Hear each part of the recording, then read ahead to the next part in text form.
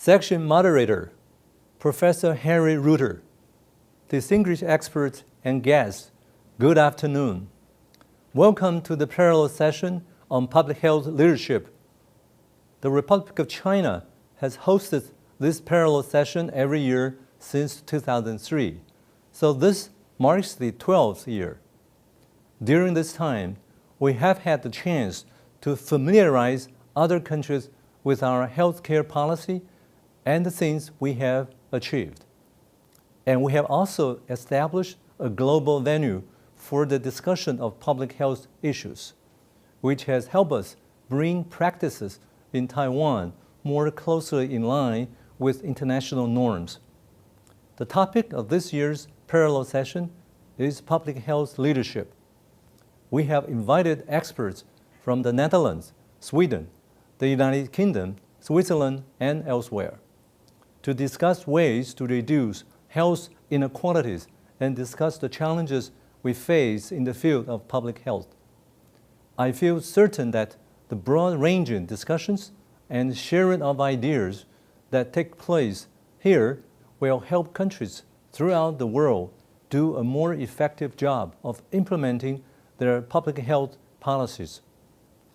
The American management guru Peter Drucker once said, "Leadership is doing the right things."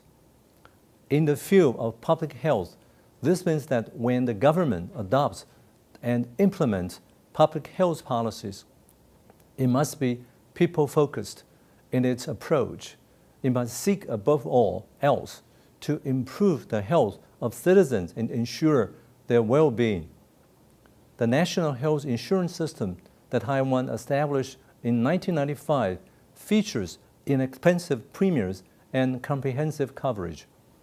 The take-up rate stands at 99%, and our average life expectancy has risen from 74.5 years in 1995 to about 80 in 2013. We introduced new supplementary national health insurance premiums last year to address a funding shortfall and expect this system to be well funded through 2016 and perhaps even 2017. Prevention of drunk driving has been a big focus for us. Director General Chiu of our Health Promotion Administration once suggested to me that we should adopt a stricter blood alcohol standard for drunk driving to reduce traffic accidents. Some people were initially opposed to the idea because they felt her proposed standard was too tough. But Director Chiu argued that drinking affects a person's judgment, which could turn a vehicle of over 1,000 kilograms into a lethal weapon, and we simply cannot have any tolerance for that. Her reasoning was well received by my administration, and we decided to adopt a policy of zero tolerance for drunk driving. In 2013, we passed legislative amendments to lower maximum blood alcohol content to 0.03%. This is even stricter than the 0.05% limit in the European Union and the 0.08% limit in the UK and the US.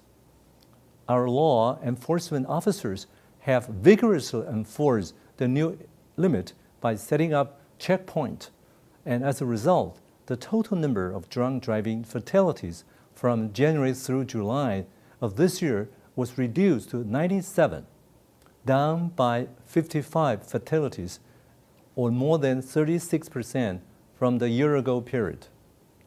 This figure is only 25% of that in 2006. Undertaking I would like to mention is our Healthy Weight Management Program, which was launched in 2011 by our Health Promotion Administration.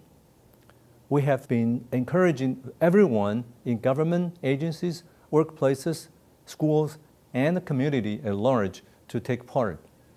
Over the 3 years since the program began, it has attracted over 2 million participants who have lost a combined total of 3,330 metric tons, which means an average weight loss of about 1.5 kilos per person. As a result, the prevalence of overweight and obesity among adults in Taiwan, which averaged 44% from 2005 to 2008, dropped to 38% in 2013. This program has always received my support. In fact, I have generously contributed 4 kilograms of excess weight. At the same time, the share of people in Taiwan who exercise regularly has risen sharply from 20% in 2007 to 31.3% in 2013.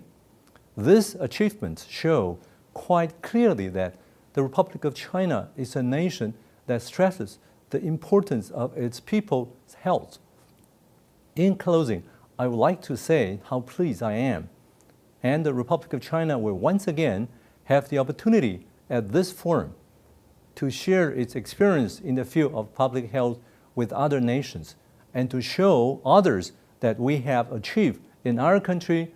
And I do hope that public health leaders throughout the world will be able to implement health initiatives in their respective homelands.